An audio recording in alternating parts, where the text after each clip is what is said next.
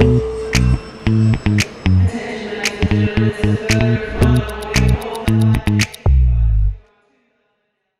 to the Lounge with Travefy Academy, where we get to hear from travel industry voices and experts to learn more about their story and what they see on the horizon for travel professionals. And I'm Stephanie Grice, and our guest today is Morris Sims, who is consultant and co-founder of Travel Masters Learning Community. So welcome, Morris. We are so excited to have you here today. Well, I'm excited about being here. Travefy is something fairly new to us, and we're excited about it and getting a kick out of using it for the first time. So I'm glad to be here, Stephanie. Yeah, no, it's super awesome, and I know that I got to be on your podcast earlier, and we'll definitely have to talk about that at the end so people can know where to find your podcast as well. But yeah, there's so much we talked about, and it's exciting. But I'm excited to have you here on our podcast and share some of your tons of wisdom because you have so much. But first things first, though, I do want to ask you, can you share just more about yourself and how did you find yourself in the travel industry? Well, that's a long story, Stephanie, so I won't try and tell you the whole thing, but I'll break it down as small as I possibly can. My degree's in chemical engineering. I did that for 5 years, decided I wanted to go sell life insurance, so I did that. They asked me to come over and train the rest of the company, and I wound up retiring after 32 years as the Vice President and Chief Learning Officer, training 12,000 independent contractors. And one of those along the way, many years ago, was a young lady who wound up leaving that industry and starting her own travel agency in Little Rock, Arkansas. She did extremely well as an independent contractor herself, and then started her agency, Small World, Big Fun, out of Little Rock, and has just knocked the cover off the ball. She called me one day and said, look, after I retired, I started my own business. She called me and said, look, I need you to be my business consultant. And I said, well, that'd be a wonderful thing.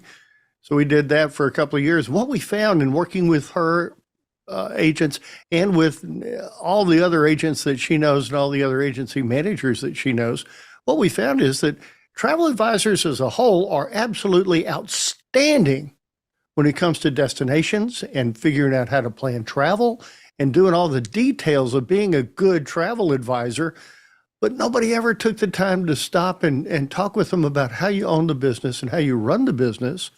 And frankly, how you react to people and how people react to you and how words and language really do matter when you're in this world of trying to influence folks to move forward with the process and get what they want. So many times people think, Stephanie, that, oh, I'm here to get people to do something. Not really. We're here to help people get what they want. The key is finding out what it is that they want. That's the real key to the whole thing, because once you do that, then you make a recommendation based on that, and all you have to do is say, which one do you think's best for you and your family, and all of a sudden they're choosing one, and you're moving right forward with the process. The thing that hurts the most is when you make a recommendation and all you hear for weeks is crickets. That's got to be the most frustrating thing in the entire world. Stephanie, I've got these great proposals. I planned a magnificent trip for these people, and I can't get them to call me back. So I help folks get over that. A lot of other things, but basically we started Travel Masters for that reason. We started Travel Masters to help travel advisors get the business side of things and the people side of things that they might not be getting anywhere else. So that's why we did what we did and where we are today. That's so cool. I love your story. It's so great because it's so true that all the time when, we always have so much fun talking about the marketing ideas, the social media ideas you can do, but it really is sales at the end of the day. As you don't have a business unless you're truly selling. And that's usually one of the last things that many advisors think about because we have fun with the travel set, Sure. Oh, you're going to love this. You're going to love this, but it's all about that. So that's why I'm really excited also to talk today specifically about how advisors can get people talking about their business. And there's so many facets to this. And so, it comes, branding themselves and getting themselves out there, all of that. So I want to ask you this question first is what do you think is one of the biggest mistakes that you see people make in this area?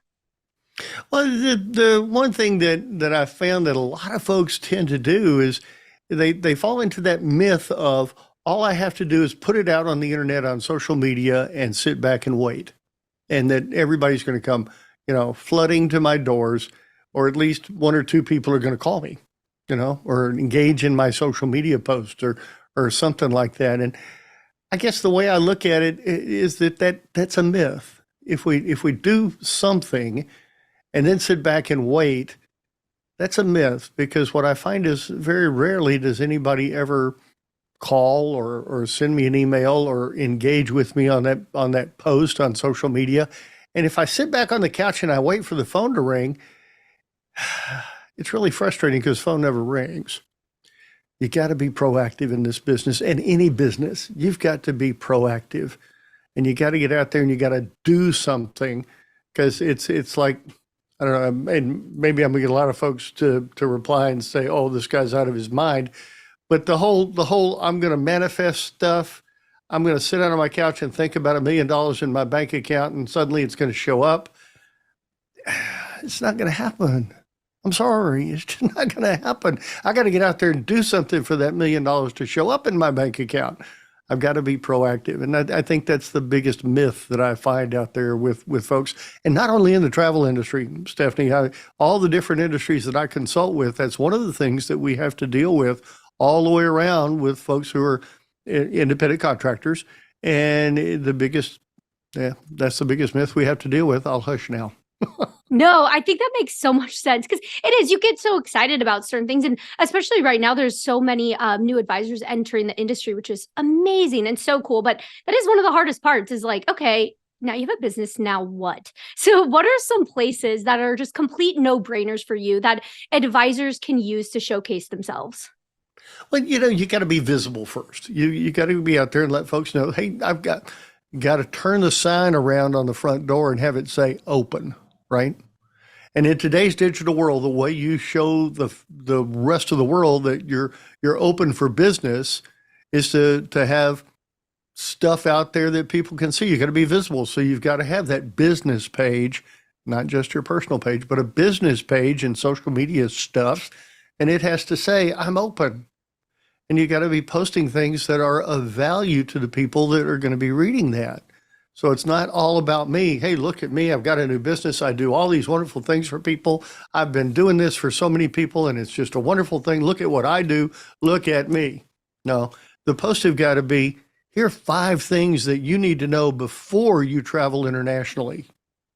Here are 10 things you need to know before you step foot on property at Disney World or Walt Disney World or Disneyland or wherever you're going. Something that's going to add value to the people that are going to read it. So anyway, that's one of the key things. You gotta show the rest of the world that you're open. You've got to be visible, and there are 4 platforms to do that on, Stephanie. Yeah. And what are some of your favorite examples of this? Like, I know you mentioned just having your platforms. I forgot Zoom does that. A little thumbs up just came up. What are so funny? What are some? Yeah, Zoom agrees with this. What are some examples that you see advisors do, and you're like, that worked out very well for them? Well, as I say, there are 4 platforms, 4 things that you can do. Social media is one. If that's all you do, you're missing the boat, right? There are 3 other things you could be doing. So social media is one. Golly gee, events is another one. Events, things that are going on around your community, you can get involved with. I learned this year, and I must admit I didn't know until this year, there's something around Halloween called trunk and treats. Trunk and treats. I didn't know that, but my church did one, and I'm going, wow, that's a neat idea. So everybody comes in with their car, and they open up the trunk, and in the trunk they've got all the candy and all the stuff and that's going on. What if you did a trunk and treat, and your trunk was all, decorated up with whatever it is that you want people to know about you and your business? So let's say you're a Walt Disney World specialist or a Walt Disney specialist, and that's one of the things you really work on. Maybe your trunk is all decorated with Mickey and Minnie, and you've got a height chart for how tall you have to be to ride the rides, and all this candy that has to do with Disney World. Or if, let's say you do a lot of all-inclusives, or better yet, say you do ocean cruises.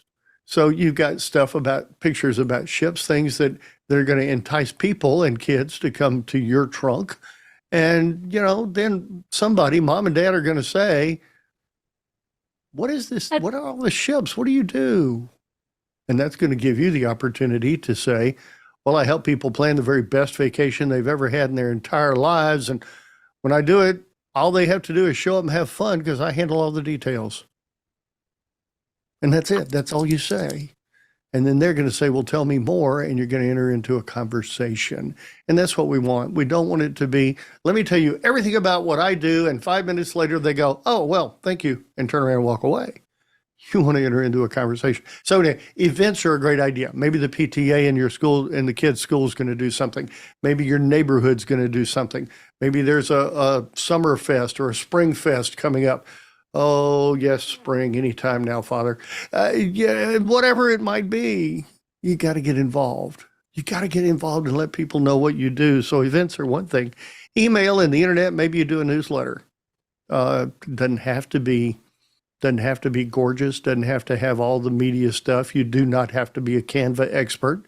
It can just be a one page, one screen newsletter about, hey, here's some neat things that are going on right now. And here, I love lists. 3 things you need to know about traveling to California or wherever the case may be. Those are the kind of things you can do with the internet. And then finally, good old-fashioned personal observation, Stephanie, when somebody says, so Stephanie, what do you do? Now, you may not be a full-time travel advisor, and that's okay. Everybody's been through a side hustle at some point in time. So maybe you're using travel as a side hustle. It's a very good business for you. It's something you do, but you also work doing this other thing. Well, when somebody says, gee, what do you do? What you can't do if you want to grow your travel business is say, well, I'm a real estate agent and on the side I do some travel. No, you got to say, oh, I help people plan the best vacations they've ever had in their entire lives. And all they have to do is show up and have fun, and I handle all the details. Oh, you notice that was exactly the same thing I said a minute ago. And that's the way you have to do it. You have to have an answer to that question that is the same thing you say every time that question is asked. Short, sweet, to the point, that's going to generate a conversation. So you got to get involved in those 4 things. Personal observation becomes standing in line at the grocery store. And let's say you got your cruise ship swag on. Maybe it's a scarf. Maybe it's your purse. Maybe it's, I don't know, a hat or something that draws attention. And somebody says, well, hey, that's cool. It's the Disney Cruise Lines. What's that all about? And you say, well, it's a really neat thing I use with my clients all the time. Oh, you have clients? What do you do? Well, I help people plan the best vacations they've ever had, and all they have to do is show up and have fun, and I handle all the details. Then you're into a conversation, at which point in time, somewhere along the line, you can say, maybe here in the grocery store isn't a great place for us to have this conversation, but if you'd like to learn more about it, I'd be happy to chat with you sometime. Let's swap contact information so that we can get in touch and find time to have a cup of coffee. And then you do the cell phone thing, the iPhone thing, where you share contact information, and later on you call this person and you enter into a conversation. So personal observation is a wonderful thing. You can do it anywhere you happen to be, sitting next to somebody at the PTA meeting, sitting to somebody next to you at church. All these kind of places are where folks talk about what they do. And that's all it amounts to is you got to be proud of the fact that you're a travel advisor and share it with people and share it the right way. So there you go, Stephanie. There are 4 platforms for you. I love that. That's so awesome. I love hearing man, we could just go on and on too with examples of, if you're trying to get this type of audience, here's how you can do it. And we always do talk about, the community, and actually the podcast that came out before yours is she started going to conferences or they were more like Comic Cons, and she was the only advisor there. And that's where she started finding all of her stuff, like the only travel advisor. So it's just finding that niche and like how you get in there. But I was also going to ask you, kind of almost that elevator pitch that you were saying. That's something that I never really think about too, is you just think about how you're going to market yourself, but you never think about it when you're actually front and center talking to somebody and you're like, wait, how do I explain what I do? Oh no, because you get one chance. There's like, so, and so that I love that you brought that up. The elevator pitch for yourself is perfect and very simple and doesn't need to be anything crazy, but it makes sense. It really doesn't have to be anything. In fact, it should be fairly short, sweet, and to the point. But the key purpose there is that it generates a conversation. You want it to be so positive answer to the question, but yet it leaves something for them to say, tell me more. And that's when you enter into a conversation, because until you enter into a conversation, you've had no use and no good. And the one thing that you can do with this that sort of like pops the balloon, Stephanie, and stops the entire process is when you say, well, here's my business card. Call me sometime. Oh, please don't do that. Throw away your business cards. Nobody uses business cards anymore. And if you get a business card, what do you do with them? And answer it honestly. What do you do when somebody hands you a business card? Yeah, they usually stick around for a little bit on the desk and then end up getting thrown away. and they're gone. Yeah. It goes in my pocket, and by the time I clean out my pocket, it's gone. Well, that was nice. Really nice guy. Travel. Yeah, okay, well, maybe I'll think about him next time I do travel. And you move right along. So chunk the business cards, y'all. Get contact information that you can use to be in touch with those folks and generate a conversation. Okay, I'm really glad you brought that up actually, because I was thinking about that. I was like, wait a minute, should they have business cards? Like that's almost where my head immediately went, but that's just old way of doing things. And you're not in control. That makes total sense. You lose control once you hand them and wait for them. So I'm catching on, Morris. I like You're doing this. good. You're doing good. And in their ways, I am woefully bad at using my cell phone. I have a wonderful iPhone. It does all the things that iPhones do. And in your contacts, if you click on yourself up at the top, it brings up something that it calls your business card. And you can use that to share that contact information with someone and get their contact information in the same way. And if you learn how to do that, you can show other people how to do it. And that way you get their contact information. Now, when I get their contact information, what I really want more than anything else is what? Their email address. Our email addresses are worth more than gold, I guess. I don't know. But they're worth a lot to everybody. Email marketing is still king and it still works. And the way you do it is very passive in our business. You send out like a newsletter, but you need an email address to do that. And you need a system to do that that allows you to do it legally and properly so that you don't get in trouble anywhere with with anything. And then you use, I don't know, MailChimp and ClickUp or whatever the different things are out there. And I'm sorry, I don't know if Travelify allows us to do it in the system or not, but you can set up a whole email list and send emails out to all those people on a regular basis. And that's fine, but you got to do it properly. You got to do it properly and give them a chance to unsubscribe and maybe double up on what they have to do to subscribe in the first place. All those things, all those systems tell you how to do it, but you need that email address to get started. So get on a campaign to start collecting email addresses from everybody that you meet and everybody you know. Even if you don't do the iPhone thing, what's your email address? And I'll send you an email. We can start corresponding like that very easily. I love that. I think that's a really interesting idea that maybe instead of we always think like, oh, I just want your contact information and you just think of phone because that's usually where it's being, transferred to. But it's always, if you're always going into it intending, let me get your email, like just making it known that that's how you communicate right up front. Because that does make sense because many users will, then they'll send them a link to schedule time for a call or, all that. So it does make sense. I like that approach. That's very smart. And that's actually funny you say that about, with the contact, because I'm sure Android has it too, but I know an iPhone, I was actually just playing with it right before this, where if you get a new number in your phone, it says like, oh, do you want to add their information? They have like their picture and everything already there. Super nice. Oh yeah. It somebody was actually thinking when they built those things. Yeah. It's amazing. It's so smart. I know you're like, why didn't I think of that? So great.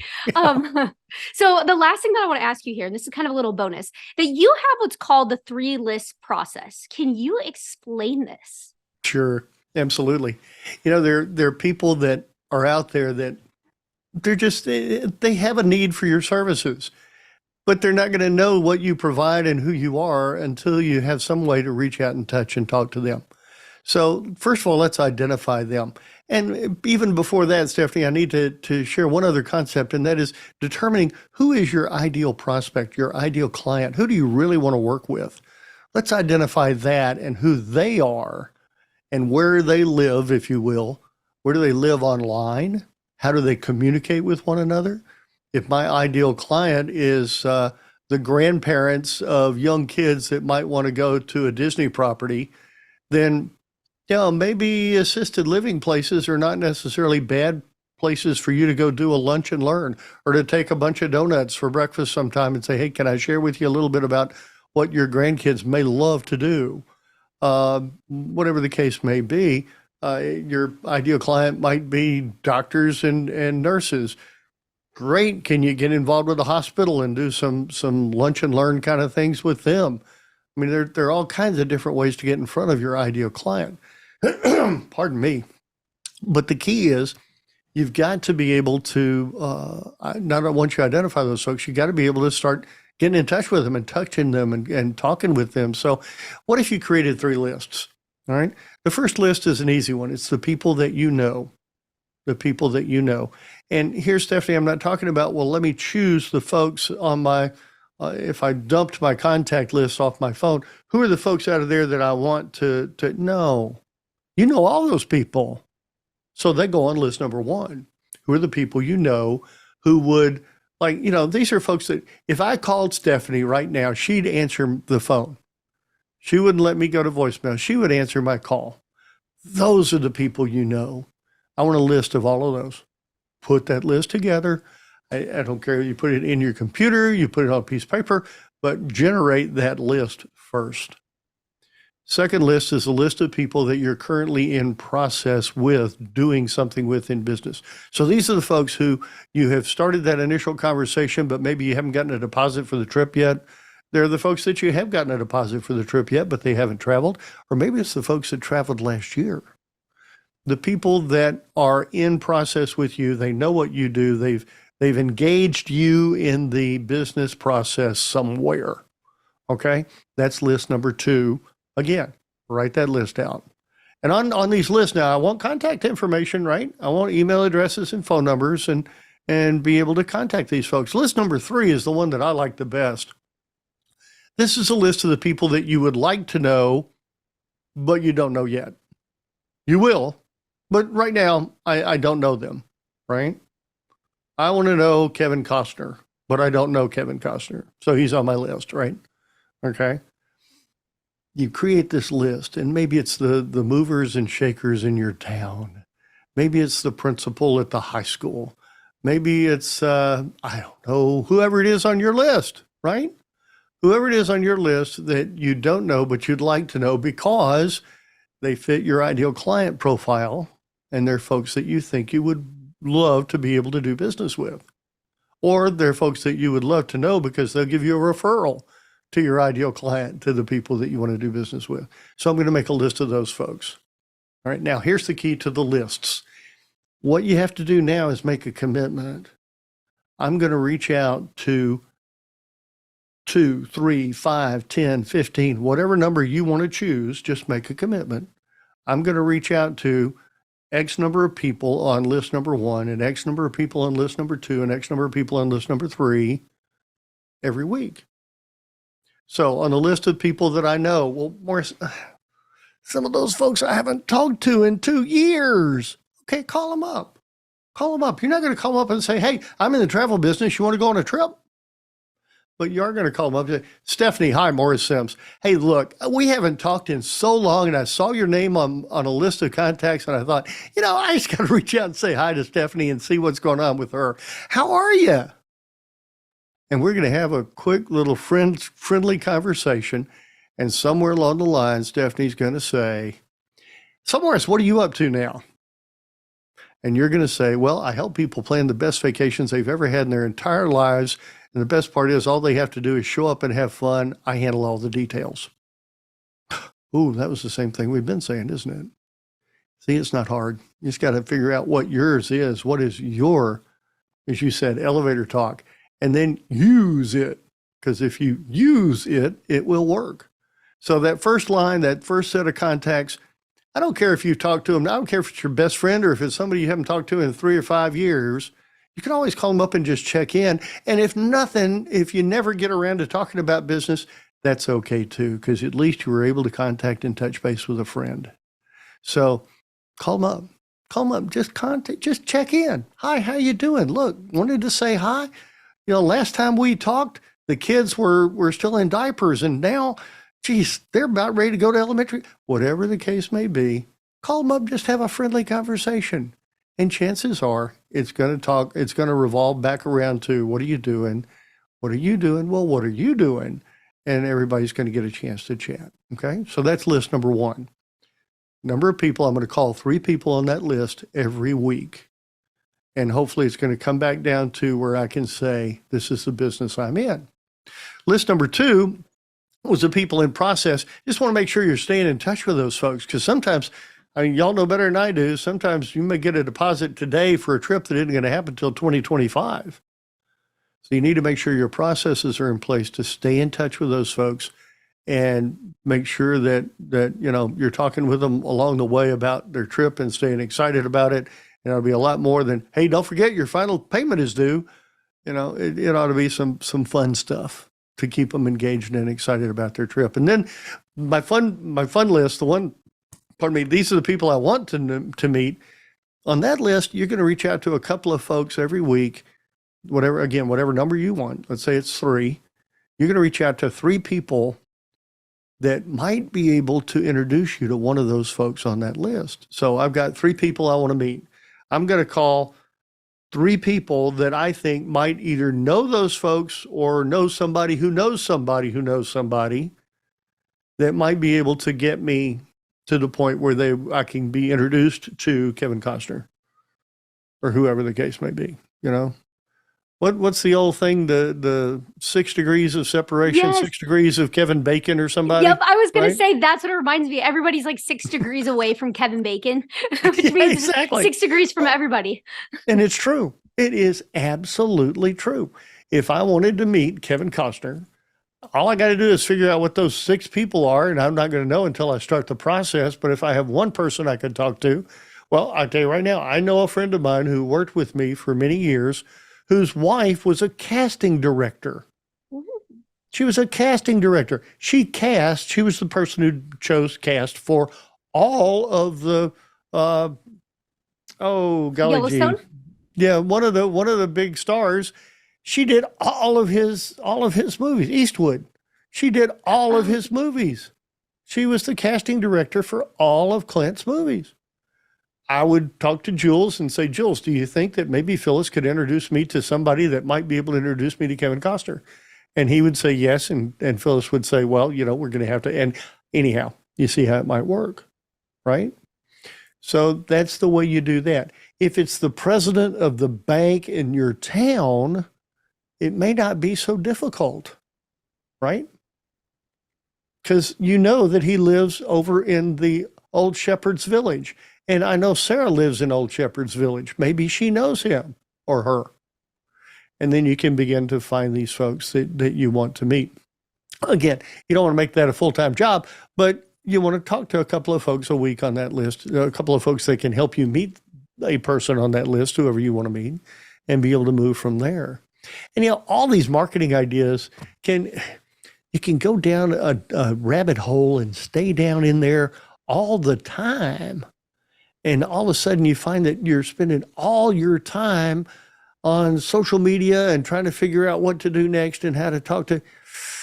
Golly gee whiz, let's be a little more proactive and do more of the personal observation stuff and be ready to work in your business, be ready to do the travel part. Marketing is not your full-time job. It's what you got to do to run a business, any business. That's not your full-time job. You need to be generating actual business out of those activities. And if you're not, then maybe you need to stop and think about your marketing plan again. Give it time, because these things take time. Golly gee, they take time. But if you're not getting any business at all out of anything, then you need to stop and think about that marketing plan again. And I've been talking for a long time, Stephanie. I'm sorry. No, I'm just like, wow, it all's clicking. It's so great. Well, I have heard this before. It's you're in the people business, and that's exactly what it is. And I think you are so right that it's really, really easy to sit behind your computer all day long thinking about all this stuff that's not as scary, because you're not really reaching out. You're putting yourself out there, which is still scary, but you're not actually talking one-on-one with somebody. But if you spent a lot of that time talking one-on-one, oh my gosh, the Oh, it's incredible. effects would be insane. Yeah. And like you said, I mean, you actually, at the end of the day, you're still just you're chatting with old friends. And before you know it, you'll be talking to Kevin Costner. That's right. the end goal. And when you said that too, Kevin Costner felt really hard. But then when you were like, oh, wait, but now what about the president of the bank? It's like that suddenly feels so much more obtainable. Like it's actually not that hard. You just have to put yourself out there. Yeah. I mean, if your ideal client is teachers and coaches and you want to get in front of those folks, well, if I knew the president of the president, if I knew the principal at the high school, I might be able to talk to him about, look at what I could do for your teachers to give them something that they're not going to get anywhere else. And it's not going to cost you or the school anything for me to come in and bring sandwiches from the local bakery in town and, spend 15 or 20 minutes chatting about travel and how they might be able to have their best vacation ever this summer. Yeah. Oh, brilliant. I love that. That's really cool. And one of the final things I want to ask you here is where can listeners find you? Because I will put these links that you say in the show notes, but where can they find you? Well, the easiest place is just to go to my website, which is morrissims.com. That's MorrisSims. There are a lot of S's in there, and I'm sorry, .com. So it's morrissims.com. And then the travel part of that's my business consultancy. Is that right? Is that a word? Page. Yeah. Yep. That's Morris. That's Sims Training and Consulting. And then there's an option up at the top menu that says Travel Masters. That's a page that talks all about our learning community and how you can join that and what sort of benefits you receive from being a part of the membership at Travel Masters Learning Community. That's awesome. And I actually got to sneak into there. Morris gave me a login so I could see everything. And there's a ton of good content. And I love the stuff about Travefy. That's really cool too, that we've been partnering together and helping to train and working together. And it's just super cool. So that's really great. And I'll put that. And your podcast also, what's the name of your podcast? Well, The Business of Sales is the podcast that I've been doing for, I guess, past 3 years or so. There are 200 and some odd episodes, and that library and those episodes will be up there forever. But we're about to launch a Travel Masters podcast specifically focused on running a travel business. So that's coming out pretty soon. But the Business of Sales has, as I say, 250 some odd episodes, all about running a business of any kind. And most of that's going to apply to a travel agency or a travel advisor running their own business as much as it does to anybody else. We have a lot of guests that talk about their thing and what they do and how they ran their business or how they run their business, how they grew their business, which is a big part of the whole thing. In fact, Stephanie, I will say this. One of the courses that we teach live within the Travel Masters Learning Community is growing your business. And that's something that's kind of unique about Travel Masters is the courses that we do. While we will some point in time have some digital courses on there, the main work that we do is live. It's one-on-one. It's me and my co-founder, Cindy Miner, and we're live and in person. This happens to be recorded on a Tuesday nights at 7:00. We have a workshop one Tuesday a month that's probably a 1.5 to 2 hour workshop on something to help you with your business.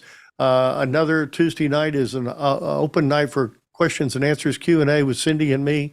The other 2 nights are office hours where we open the door and we're just ready to help and take care of whatever problem, concern, or anything else that you have. You can come there and talk with your peers or with me. And inside Travel Masters, you can post things and have conversations ongoing with other members. So just trying to help everybody that's out there in the travel advisory industry, if you will, get better at what they do all day long and get what you want. Yeah, that's awesome. And shout out to Cindy Miners. She is awesome. She's been using Travefy for a few years. I feel like it's been a while, but a few years. And so it's been, so it's really cool. And, but with all that, we are not done yet because I didn't tell you this, but we like to do rapid fire questions at the end, all fun ones. And okay, so they're all travel related, but they should be, hopefully they're pretty easy. If you need to pass on any, you got to think it through. It's okay, let me know. But okay, first one. What is your favorite travel movie? Oh, movie. Ooh, travel movie. Travel movie. Stumped him already. Yeah, you did. Oh, my word. I can't think of one right off the top of my head. I right out of the bat, I'm going to have to pass on that one, Stephanie. That's all I right. don't have any idea, but what a great question. Now I got to I think know that about one it. throws it off a little bit because you think, I mean, you could, I mean, almost any movie could be kind of travel, but there is, yeah. If you think about it, let me know if you think about it. But maybe this will start getting your Well, thoughts going. My favorite movie in the entire world is Top Gun, so I guess he traveled a lot. That's totally travel. That's in airplanes, of course. Yes, that's a great one. Oh, I'm actually shocked I haven't gotten that answer before. They don't put a whole lot of people on those airplanes, but yeah, they're Yeah. Oh, I love Top Gun. That's a good one. That is fantastic. That's a perfect answer right there. So the next question here is, what is your favorite destination you've traveled to? There've been many. I was fortunate enough at the company I worked with that we did really cool reward meetings every year. So we made it to the Bahamas, to Cancun, to Geneva, to London. I don't think I got to go to Madrid, but the company did. And California, Phoenix, Scottsdale, Hawaii, and Disney. We took over one year. We took over the Magic Kingdom at Disney World. Another year, we took over half of Universal for our fun night out. So I've been to a lot of places, and this is for travel advisors who are going to say, "Oh, Morris, no." Heaven for me is Orange Beach and Gulf Shores, Alabama. No, that's great. Oh, the white sands of the Florida coast. We call it the Redneck Riviera because we are one, and it's where we love to go to those white sands. There's a wonderful resort in Destin that we've been to that Cindy hooked us up for my wife's 65th birthday. And we went to the Henderson Inn in Destin, and Cindy put it all together for us. It's so nice to have a good travel advisor. Right? Makes a huge difference. Man, we had a blast. We had an absolute blast. But again, it's all on that coast of that panhandle coast of Florida, Alabama, Georgia, all right in there. Oh, we love that. That's awesome. Well, so now this next question might be the same answer, but what do you think is the most underrated destination to visit? That is a great question. In today's world, I don't know. I would have said at one point in time, anywhere in the United States. Mm-hmm. I just firmly believe there's so many more places inside the U.S. that I've never seen that I want to see, that I'm really anxious to get to. Been to Washington, D.C. twice in my life when I was a kid. And in October of 2025, we're doing a meeting there. And, I think Carla and I are going to spend a couple of days before the meeting just doing Washington, D.C. and getting on tours and doing some things up there just to see the capital of our wonderful nation at some point, because we haven't, I don't think she's ever been there, and it's been decades since I was there. So it would be fun just to, look at that. There's the White House. So it's like, no big deal. There it is. Wow. Yeah, right. It's crazy. Yeah. I think that's probably the most underrated area is right here in our own backyard. I agree. That's my answer also. I think there is so much in the US. It's crazy. It is just so much. And same with Washington, D.C. I actually just found out, I think, so shout out if anyone's going, Travel Leaders Edge Yes. conference. Yes. I'm pretty sure I'm going. And I think I just found that out this morning. So I'm super excited because I have been wanting to go back. I almost got to go back in 2020 that time. And so I, like, ever since then, I'm like, because I went when I was younger and I've been dying to go back. So very exciting. I love that. It's a great answer there.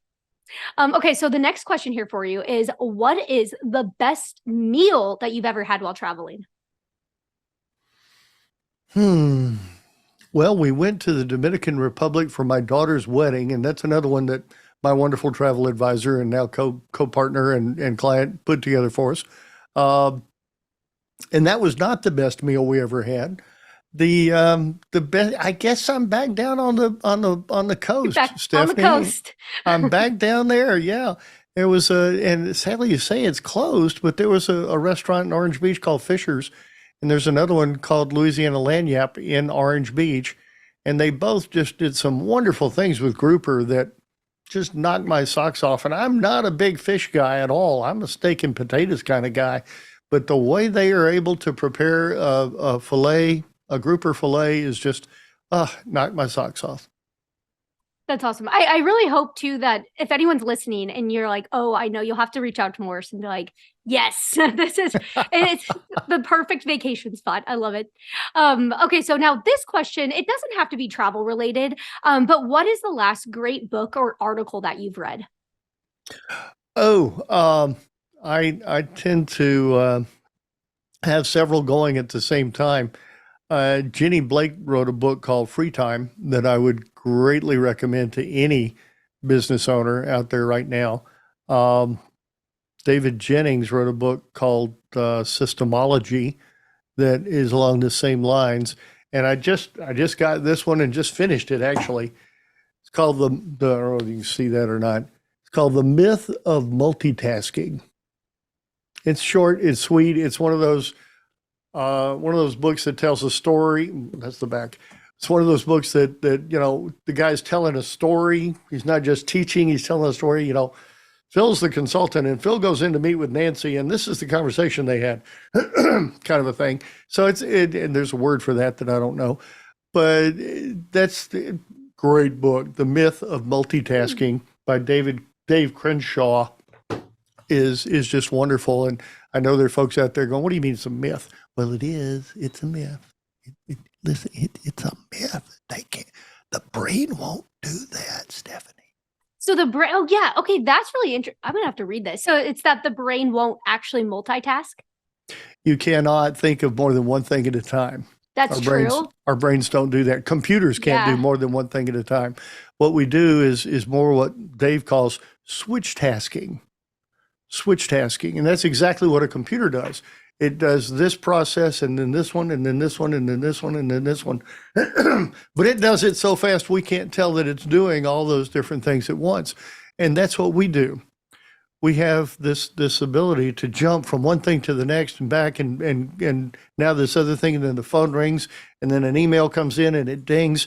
And then, somebody's at my door asking me this question and oh, I forgot I've got to go do this. And, it's time now. I've got to call my wife and, whatever the case may be. And we're jumping from one thing to another all the time.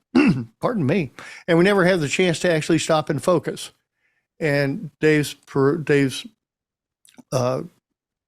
concept here, his theory is that doesn't work. And he backs that up with real research, I'm talking peer review article kind of research that proves that we switch task. We don't really multitask. We can't do more than one thing at a time. The brain isn't going to work that way. So we jump from one thing to the next. Pardon me. And here's the thing. When you do that, you become totally inefficient and you lose time. It takes longer to switch task than it does to focus on one thing and get that done and then move to the next thing. Saw an interview once with Warren Buffett and Bill Gates, and they were asked what the most important skill in business was, and both of them responded at exactly the same time and said it's focus. being able to really focus on the things that are important to you. And that comes back down to being able to stop and have the time and take the time, make the decision to focus on the important things and move from one important thing to the next without switch tasking. And there's a great little exercise in here that Dave does to prove once and for all that switch tasking is not effective and it's not efficient, and you lose time by doing it that way. You'd have much more time if you were able to focus. But Morris, there's somebody always at my door. Well, close your door and put a really nice sign out there that says, "Thank you so much for stopping by. Please drop me an email and let me know, and I'll be happy to return that. But right now I'm focused on a major project and I need to keep my attention on that. But thank you so much for stopping by." There are ways you can do this. Anyway. Oh, that's my favorite. Yeah, I'm interested because we're always multitasking. It's all the time, especially now with your phones and everything. I mean, my watch will ding, it's just so many things. Yeah, there's just constant. It is. So that's very interesting. I like that.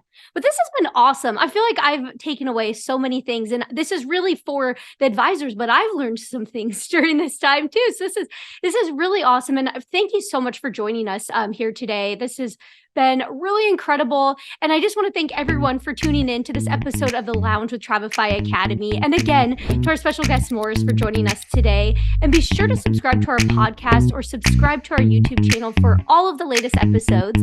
And we hope you enjoyed our conversation today and join us again. But for now, stay safe and we'll catch you on the next flight.